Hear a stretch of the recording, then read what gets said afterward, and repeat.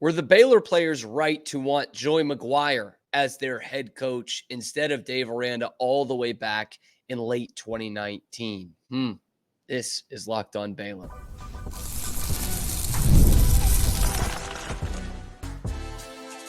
You are Locked On Baylor, your daily podcast on the Baylor Bears. Part of the Locked On Podcast Network, your team every day.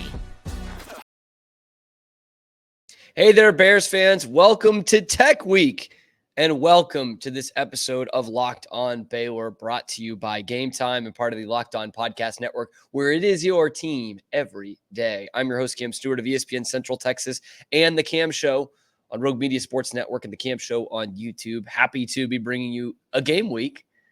We all got kind of a nice little reprieve on Saturday. Got to see other teams crumble, the madness of the Big 12 without having to deal with having our team actually play. It was kind of refreshing. Not gonna lie to you guys. But we're gonna go over the coaching matchup as it is Tech Week. Joey McGuire and all those Baylor ties. Should it have been him hired instead of Dave Aranda? Plus, looking at the identity of this team. What is it? And how can they find it? And is there a new best team in the Big 12? And are the Baylor Bears playing them on Saturday? All that and more coming up on this episode of Locked On Baylor.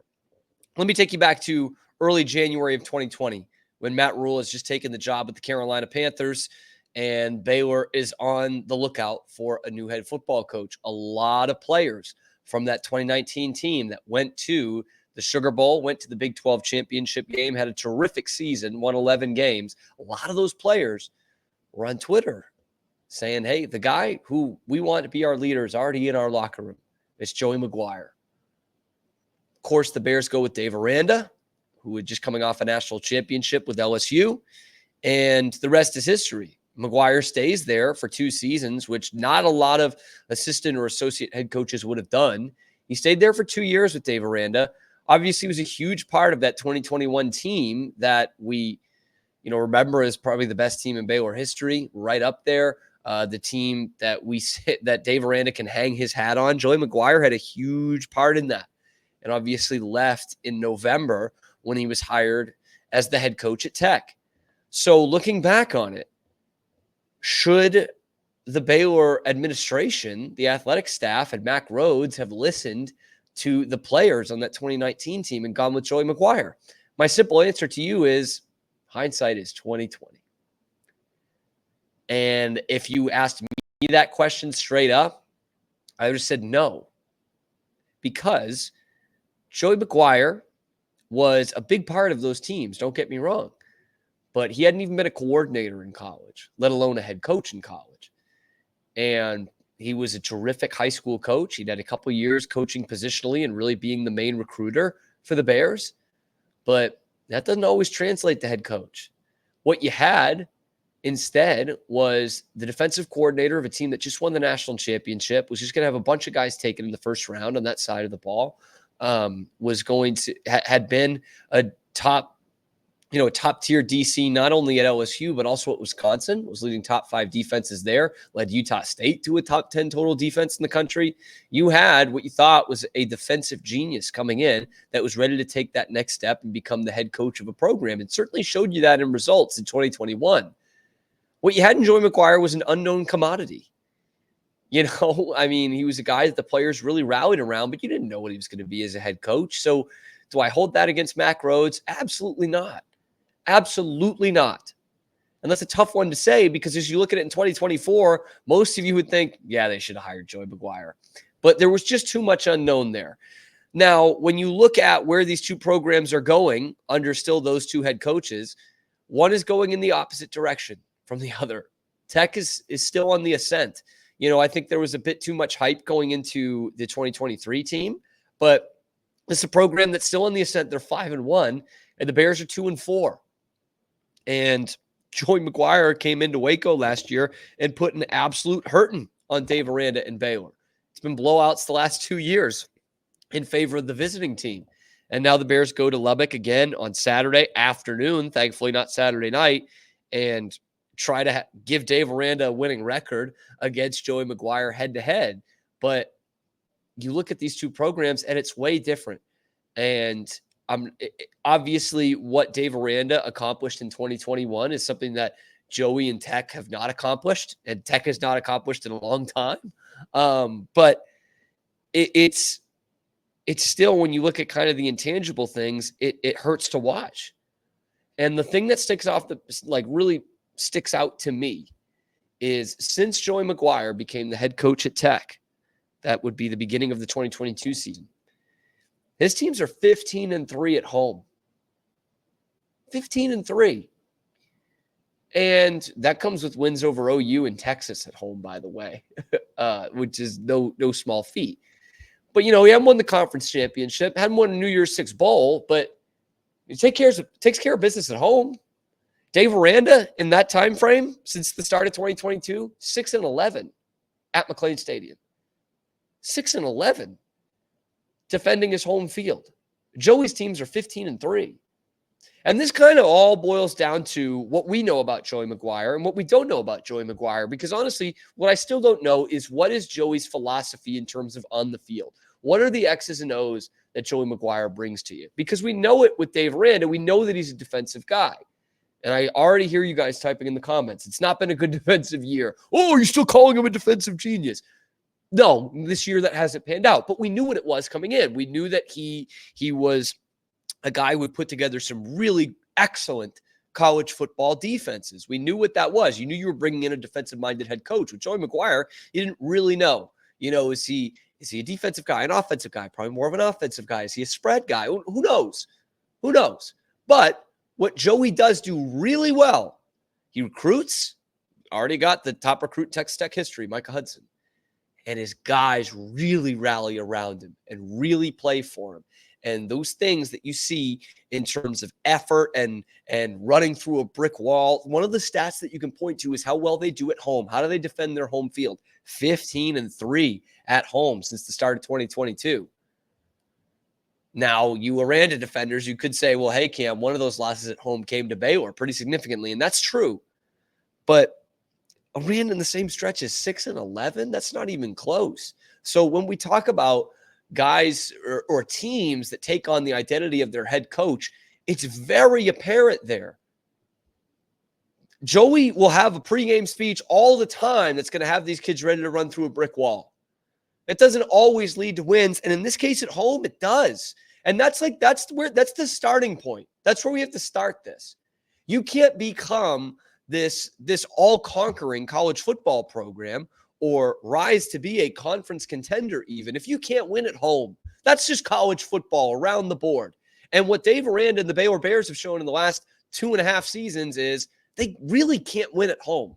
They're 1-7 at home last year and 0-7 against FBS teams at home. They haven't won a conference game in a year. They haven't won a conference home game in 2 years. And that's like light work for Joey. And it's the same thing every time. And we talked about it ad nauseum.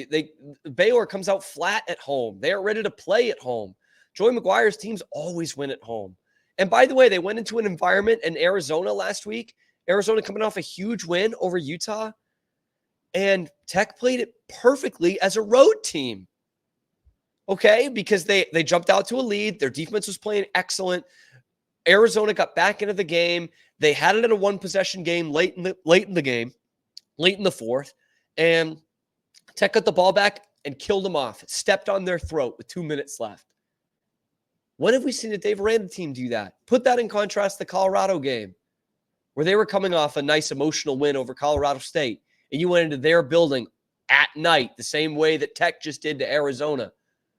You didn't step on their throat. You didn't ice the game. You let them back into the game, actually. You miraculously let them back into the game. And so did they make the wrong hire? I can't say that I was saying that at the time. Right? Hindsight is 2020. And if you gave me the resumes of both guys in 2020, I would have made the same choice Mack Rhoades did. But looking back at it, Dave Aranda's program is going in the wrong direction. I think Joey McGuire's program is going in the right direction.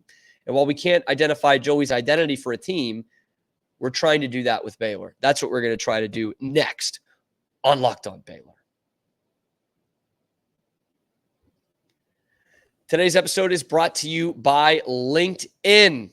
Boy, is that topical more and more by the week. Because when you're hiring for your small businesses, you want to find quality professionals that are right for the role. LinkedIn ain't like any other job board, okay? It helps you hire professionals you can't find anywhere else, even those who aren't even really looking for a job, but might be perfect for the role. And in any given month, over 70% of LinkedIn users don't visit other job sites. So if you're not looking on LinkedIn, you're looking in the wrong place. 86% of small businesses get a qualified candidate within 24 hours. They know that small businesses are wearing so many hats, they might not have the time or resources to hire. That's where LinkedIn steps in. 2.5 million small businesses use them for hiring. Post your job for free at linkedin.com/lockedoncollege. That's linkedin.com/lockedoncollege to post your job for free. Terms and conditions do apply. Once again, linkedin.com/college.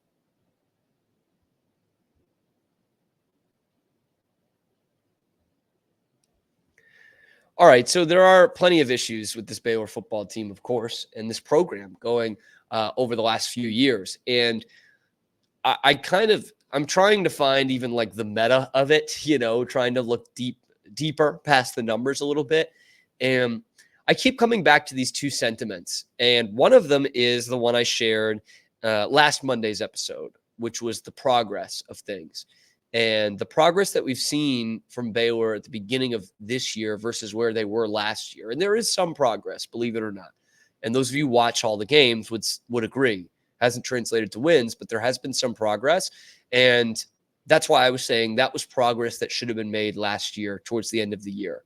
If you had a locker room that was really rallying around the head coach and seeing how dire a situation this was, you would have seen the better effort that we've seen this year versus last, the better execution, figuring out the quarterback position, figuring out who your big play targets were. They've figured that out this year, and there's been some progress in that department, but that really should have been last year.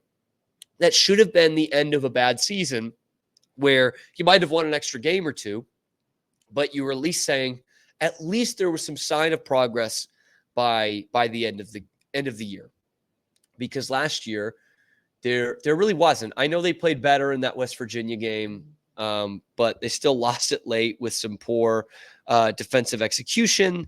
They still got blown out by Kansas State leading up to that game. So it's not like you were saying, boy, I really feel good about the way this is going towards the end of the season. Instead, it carried over into this year.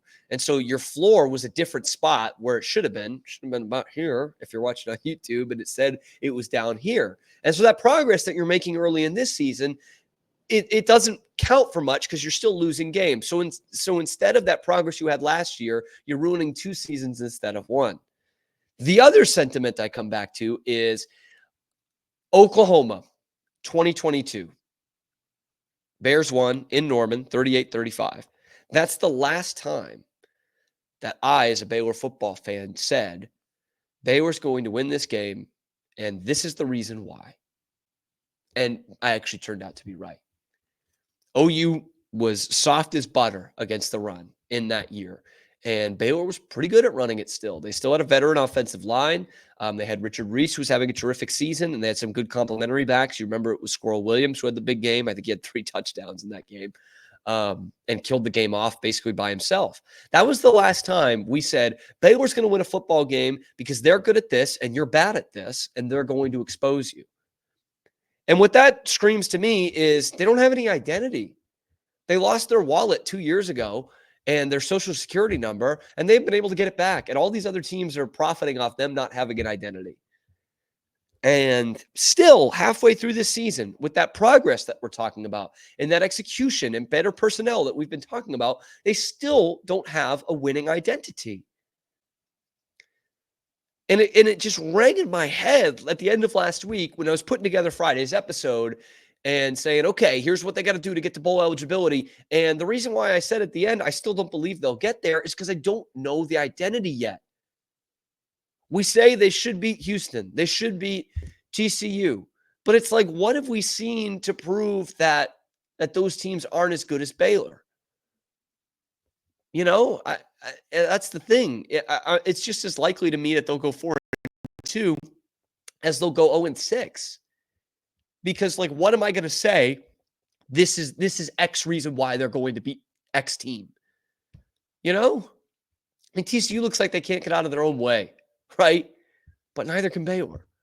Or Houston really can't run the ball. They don't know what they've got at quarterback. It means they really don't have anything identity-wise offensively. It's like, well, neither does Baylor. They can't run the ball either. Or, name your team, man. Oklahoma State, man, they don't have an offense. They don't have a play caller. They're not setting their guys, their personnel up in the right circumstances on offense. Well, is Baylor? I don't know. There's some little wrinkles, some crumbles as to what they could be in terms of an identity. They can't run the ball. They're okay in pass protection, which is better than last year. Not great, but they have a good quarterback. They have guys who I think can win on the outside. I think Cal Presley's shown that to you the last few weeks. I think Josh Cameron has shown that to you all year. But they're a team that can't establish the run, so they can't get guys open and play action. They've got a good pass-catching tight end, but it's not like they're a team that relies on the tight end in the passing game. They're a defense that is good enough in the middle, but they don't. We thought they were a team that could rush the quarterback. They didn't get a sack against Iowa State. They have not been great in coverage this year, and their best corner is injured, it seems. So they're not a team that's going to eliminate the pass game from you. They're not a team that's going to eliminate the run game for you. They're not going to be a team that's going to pressure the quarterback most weeks, apparently, because they'll, 1 week on, 1 week off. So what is their identity? Where do they beat you? Punt returns? It's like, what part of this team, what facet of this team do you say, got it, because we're good at that and you're not good at defending that, we're going to beat you? And it's been like this a couple years now. They couldn't establish the run last year and didn't have a quarterback that could win a game for you on his own. They didn't have receivers that got separation, any kind of separation last year. They seem to be a bit better in that department this year. They haven't had a good offensive line the last season and a half. They weren't able to get after the quarterback at all last year. I go back to 22, which obviously started promising. It was 6-3 that ended 6-7. But you could run the ball. You had a quarterback that was a little timid. Let's say that, a timid quarterback who didn't have a lot of weapons at receiver.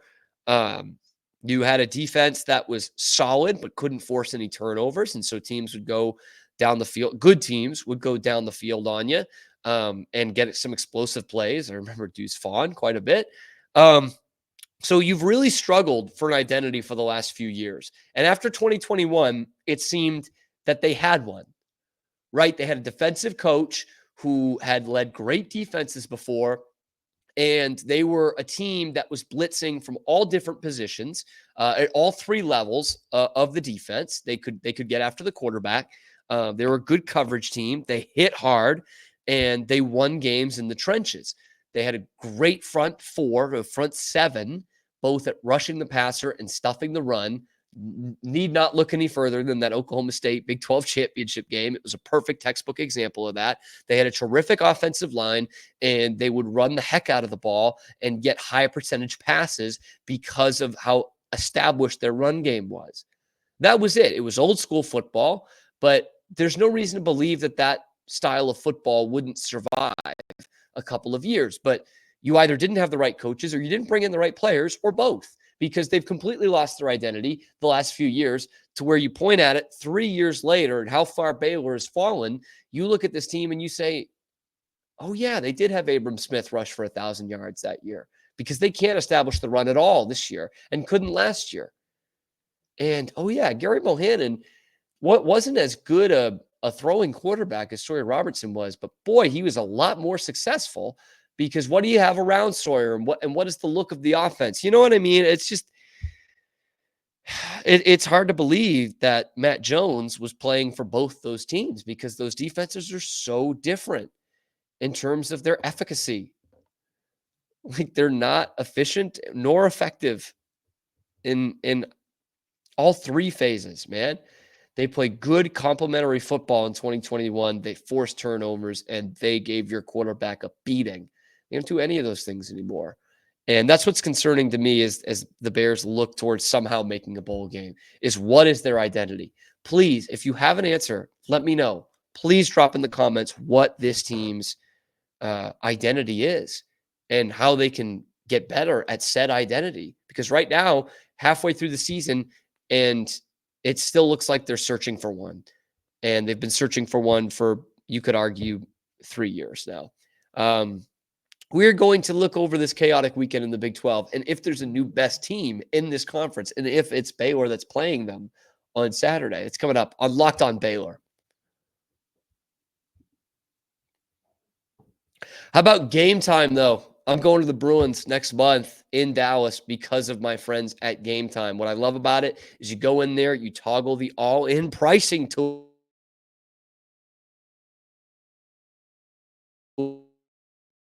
Hoping they can get me to Oasis too. And you can see the price. Half price you see is the price you're going to pay. And I love that because the other ticketing websites don't have that. They've also got the views from your seats. You get a panoramic view before you hit purchase. I think that's a pretty cool feature too. And it's got the lowest price guarantee, or Gametime is going to credit you 110% of the difference. And your purchase is covered with the most flexible customer service policy in the ticketing industry. So download the Gametime app, create an account, use the code LOCKEDONCollege for $20 off your first purchase. Terms do apply. Again, create an account, redeem the code LOCKEDONCollege for $20 off. Download Gametime today. What time is it? Gametime.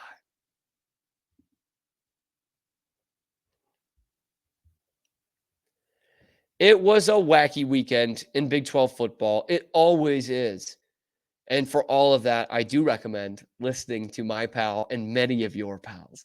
Drake Toll, Locked On Big 12, does a great job. It's really doing some great numbers, great content being pumped out of there. It's also, tomorrow, by the way, is the AP poll, preseason poll for men's basketball. We've got the Big 12 preseason poll on Thursday. We're getting the national poll tomorrow. So, of course, we're going to have some reactions to that. If Baylor's ranked any less than 7th, I'm going to do a rant on it. That's my promise to you on why they're being slept on. I just got to do some research. Damn. But back to football. It's football season, unfortunately.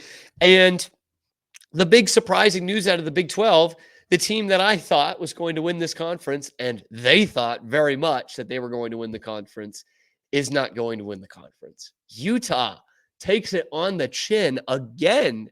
These Arizona schools, man, they know how to give a hurting to the Utes. And someone had a good tweet. I should go back and credit them because it was really funny. It was commenting or quote tweeting somebody who had said that Utah was going to walk through this truck stop conference. Of course, it was Cyclone Larry. He's probably my favorite Twitter account. So Connor said before the season, the thing about Twitter is that outside of like 10 to 15 of you, I cannot possibly care less what you think. This is from May, by the way. The Big 12 is a second-rate truck stop conference, and Utah is going to run right through it. Bookmark this and then come back to make some pithy comment that I'll never see. Cyclone Larry, Utah can't even run through the trash they brought with them. And he's right. Arizona, took them totally out of the game in Salt Lake a couple weeks ago, 23-10. Then Arizona State takes them down in Tempe, 27-19, in a game in which Cam Rising threw 3 picks. So all this time, wait till we get our money right. Wait till we get Cam Rising back. Didn't work again. Utah. I was legitimately thinking the top 2 teams in this conference, and I wasn't the only one, but I'll own it, before this season were Utah and Oklahoma State. They stink. Granted, in a couple weeks, they could be 2-0 against Baylor combined, but they stink. And so does that make Texas Tech the best team in the conference? They were the ones on top of the conference before this weekend at 5-1. And both those schools that beat Utah, Tech beat them. Well, there is another team that's 6-0 that's beaten Arizona, that's beaten Baylor, and might be getting the number 1 basketball recruit in America in short order, and that's BYU. So I think BYU is, yes, the best team in the Big 12, and Tech is right there. Since that disaster in Pullman, right? They barely won against Abilene Christian in week 1 in overtime. Then they lost in Pullman. It's been tremendous ever since. Barron has found his form and become the game manager that he should be. Taj Brooks is still one of the best running backs in the entire country, and their defense is looking better than anyone had advertised. So while I think BYU might be the best team in the conference, Baylor's probably playing the second best team in the conference, and they're a long way from that. One more note in the Big 12 on BYU. I put this tweet out there yesterday. It got a lot of attention, but I know not all of you are on Twitter. But there was a video of AJ DeBonsa, the number 1 recruit in this 2025 basketball recruiting class. And he was walking in front of the student section, and they were chanting, "We want AJ." Dun, dun, dun, dun, dun. Huge student crowd there at BYU, like there always is. And it just got me to thinking, man, BYU and Baylor are such similar schools, but BYU nails so much of the stuff that Baylor does not. First off, they're winning football games. They're 6-0. And second off, they always have a great atmosphere. A bunch of us were there in 2022. That Baylor game there, it was off the charts good. And it was once again in the daytime against Arizona this weekend. And it just got me to thinking, man, when you bring in a recruit, even a basketball recruit, and you have an atmosphere like that, with a team like that, with a passionate coach like that, it helps. Like, I wish Scott Drew could bring more of the top recruits in the country to McLean Stadium and it's buzzing and the team is really good. But the Baylor doesn't have either of those things right now. And this is not an atmosphere debate. This is not a rant on, hey, you need to get out to the game no matter what. I've kind of said my piece about that. This is not what this is intended to be, because a big reason why BYU has a great atmosphere out there is because they got a really good team. And I've also seen you all say that, yeah, they're also going to give AJ DeBonsa $6 million or whatever the rumored number is. All of these programs looking at AJ DeBonsa were going to cough up some serious money, including Baylor, by the way. They weren't going to be able to give $6 million, but look at the other schools that are looking at him. Kansas, Kentucky, Kansas State, even, UConn was looking at him for a time. Like, these teams can pony up money. Alabama, North Carolina, they can dish out a ton of money too. But North Carolina can't give you that football game day atmosphere so that you can see what it's actually like on campus. Alabama can't even do that most games, to be honest with you, in terms of atmosphere. They can show you good football, but BYU doing that elevates everything around them. And we've seen it with Baylor. When there's a winning football team and a great atmosphere out there, it elevates every part of the university. It elevates your basketball programs. It elevates the rest of your athletics programs. It elevates your academics because you have better professors that want to work there and better students that want to go there.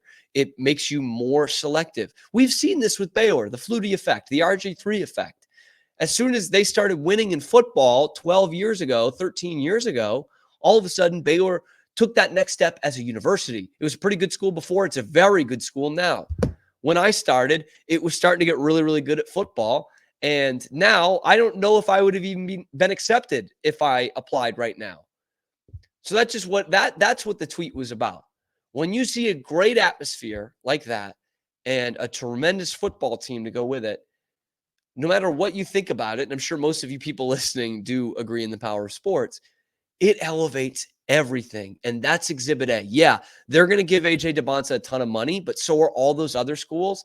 And if AJ DeBonsa sees this and the atmosphere that he'll be playing in front of, that makes a huge difference. It really does. So if Baylor wants to continue to be as great a school as it is and wants to elevate the rest of the university, including the rest of its athletic department, it starts with football. And that's what it needs. And most of us, we've all seen what that could do at Baylor. It needs to come back. Anyway, let me know what you think about it. And let me know what you think about this coaching thing. Did they make the right decision with Dave Aranda? Would you have changed your mind, I guess, is what I'm going to say, if we put you back in 2020 knowing what they knew at that point, would you have made the Joey McGuire decision over Dave Aranda? I'm sure a lot of people will now say Joey McGuire that wouldn't have said it back in 2020. But let me know what you think down in the comments below. Be sure to like and subscribe. We're getting real close to that 3,000 subscriber mark that we have been aiming for. That's because you guys are the best. Thank you for making it your first listen today and every day. We'll hear from the head coach, Dave Aranda, tomorrow on your favorite show, Locked On Baylor.